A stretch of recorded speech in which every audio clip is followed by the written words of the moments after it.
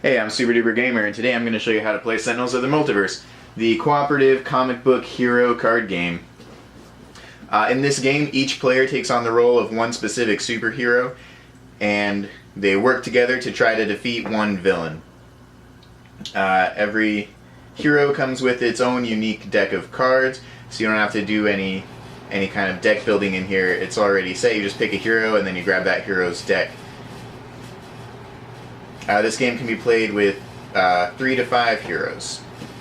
Okay, inside the box we've got some rules and some cards. Now this has some expansions. I have some expansions in here. The game, I think, the base game, if you just get Sentinels of the Multiverse base game, it comes with 10 heroes, 4 villains, and 4 environments. Here I've got, I think, 8 environments, and I'm not sure exactly how many heroes and villains. All the expansions for the game basically just add more heroes, villains, and environments. So what you're going to do to play Sentinels of the Multiverse is every player is going to choose one hero, and then they're going to grab that hero's deck, which comes with one hero character card. And on here we've got the hero name. This one's Bunker. We've got the starting hit points. This one's 28. Nemesis icon, which I'll explain later, and the power that hero has. So you've got your hero card, and you've got your deck. Now, this deck is unique to Bunker. As you can see, Bunker is pictured on most every card in this deck. Also, every hero's deck has a unique back, so they're easy to keep separate. The hero card does also have a backside, which you'll flip over to if your hero dies. So instead of player elimination, you're still in the game, you're just not really doing a whole lot after you die. Okay, once everyone's picked a hero, you choose a villain to fight together. This here is Baron Blade. Villains come with 2 villain character cards and their own villain deck. So one of the villain, or it comes one villain character card, and they're double-sided. So he's got one side and the other side. And then one that's got the rules for. So here you can see Baron Blade's name, his starting hit points, just a subtitle for him, and his nemesis icon.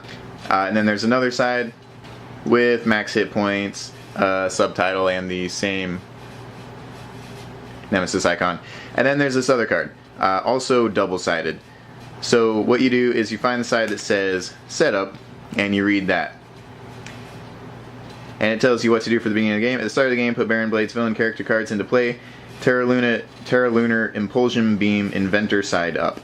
So that is this side, so it tells you what side to start face up. Search the villain deck for the card Mobile Defense Platform and put it into play. Shuffle the villain deck. So we're going to do that before we start the game.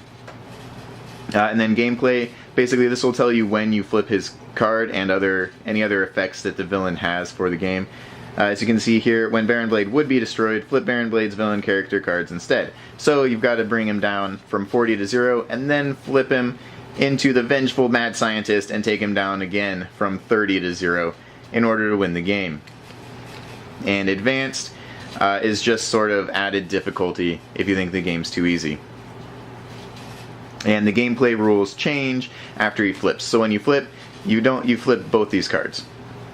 Okay, so everyone's chosen a hero, we've chosen our villain, and then we also have to choose our location. Here we've got the Wagner Mars base. Okay, the different kind of cards you'll run into in your hero decks are one-shots. Basically, if you play that, you just play it into your discard pile. Discard pile is called the trash in this game. Ongoings, which play and stay out in front of you and have an ongoing effect. There's a keyword limited. That means you can only have one card with this name in play for your hero. And then equipment, same as ongoing. It just stays in play and has an ongoing effect. And in the villain deck here, you'll find minions. The villain deck will also have one-shots and ongoings, but additionally it'll have minions, which are extra bad guys that pop out that have hit points, and you can target them instead of just targeting the villain. Additionally, a lot of heroes have extra keywords, but you don't really need to worry about reading up on the rules too much. Basically here, Bunker's got modes, so it's a special type of ongoing for him. And basically he can be in one mode at a time, but you don't really have to remember that because every mode card says when this card enters play, destroy all other mode cards. So it just kind of does it for you. Okay, so the villain character cards and the hero character cards all have nemesis icons on them. Basically, if a hero nemesis icon and a villain nemesis icon match, they do +1 damage to each other whenever they do damage to each other. So on Baron Blade's gameplay here, it says at the start of the villain turn, if there are 15 or more cards in the villain trash, Baron Blade's Terra Lunar Impulsion Beam activates, pulling the moon into the earth. Game over. You lose. And then when Baron Blade would be destroyed, flip Baron Blade's villain character cards instead. And advanced, we're not going to play, but I would like to point this out here. It's got an H and a circle. Wherever you see that, you just replace that symbol with the number of players in the game. So for the game I've set up here, you would replace every H in a circle with the number 3. We've got 3 heroes out: Bunker, Fanatic, and Haka.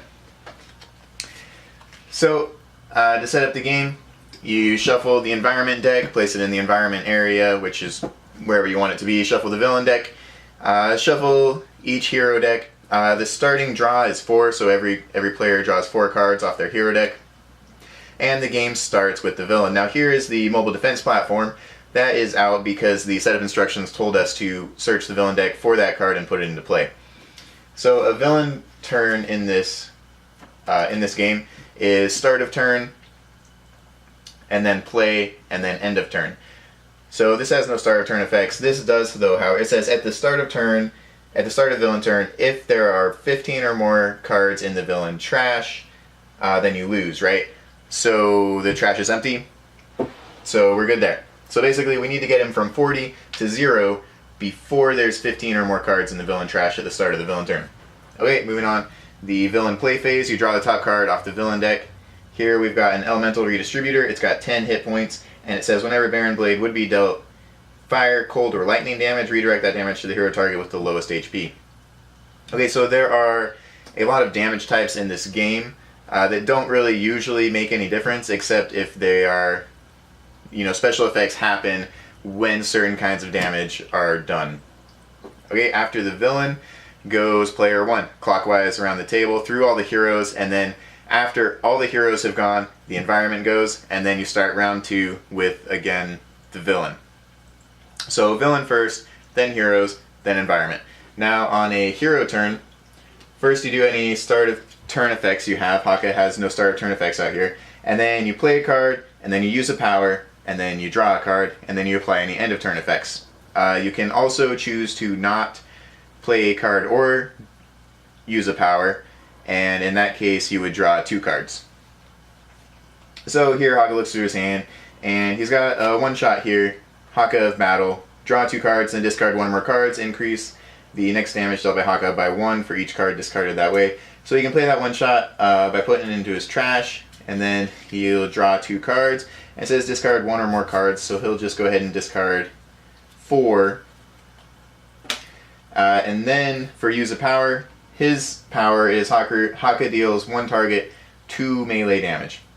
So, and then you add the 4 from his one shot, and that's a total of 6 damage, which he can apply to either of these 2 guys. He can't apply it to Baron Blade because the mobile defense platform out here says Baron Blade is immune to damage. So, since this just redirects fire, cold, or lightning damage, and he's doing melee damage, I'm not sure. I don't think any of these guys are planning on doing fire, cold, or lightning damage. So he's just going to ignore that elemental redistributor for now, and he's going to hit the mobile defense platform for 6. So you can put your little markers on there to indicate that 6 damage has been done to the mobile defense platform. So finally, to finish his turn, he draws a card, and then he holds on to the rest of his cards for his next turn. And then play proceeds clockwise. Fanatic gets a turn. She can play one shot. Fanatic deals 1 target 2 melee damage. You may use an additional power this turn. Whenever it says you may use an additional power, you can't use the same one twice. So she only has her power. She doesn't have... A lot of times you'll get extra powers from equipments, but she doesn't have any of that. So she won't be able to take advantage of the additional power, but she will deal 1 target 2 melee damage, which she'll also put on the mobile defense platform there. So it's got 8 damage done to it with 10 hit points. Once there's 10 damage done to it, it'll go to the villain trash. And her power is she deals 1 target, 1 melee damage, and 1 radiant damage. So she'll hit the mobile defense platform with that also. That's a total of 10. So that goes into the villain trash. Now with Baron Blade, obviously you gotta be careful. If you have 15 or more cards in the villain trash at the start of the villain turn, then you've lost the game. So you can either, but you have to obviously kill that, sending it to the trash in order to start damaging Baron Blade to get him down to 0 to flip his cards. So that was her card and her power. So then she draws a card and play proceeds. Now there's no limit to your hand size or the number of ongoings or equipments you can put into play. Bunker's got a maintenance unit, right? He can play that card. It's an equipment and it has a power on it. Bunker regains 2 HP. So that was his card, and then he uses his power. He can't actually regain any HP because he's currently at his maximum hit points, and you can never exceed your maximum hit points. So he's going to use his power on his hero character card, which is draw a card. So that was his card and his power, so then his next step is to draw a card. And then any end of turn effects, which there are none. Finally, the environment gets a turn. For the environment phase, you just play the top card of the environment deck, and it is a villainous weaponry. It's got 5 hit points, and it has the effect increases damage dealt by villain targets by 1.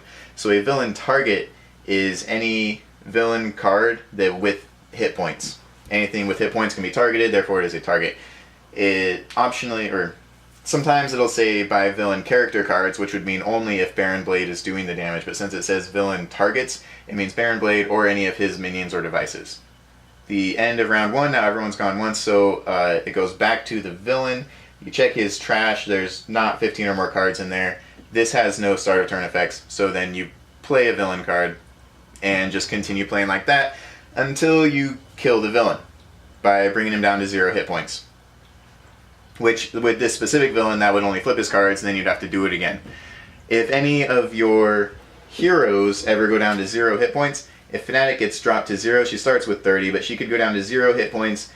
She would flip her card and destroy all ongoing and equipment she had in play. She doesn't really have a deck or anything anymore. All she has is the back of her card. So once one of your heroes has died, they are then just a ghost trying to help out their teammates. And so basically on her turn, she would get to pick one of these things to do.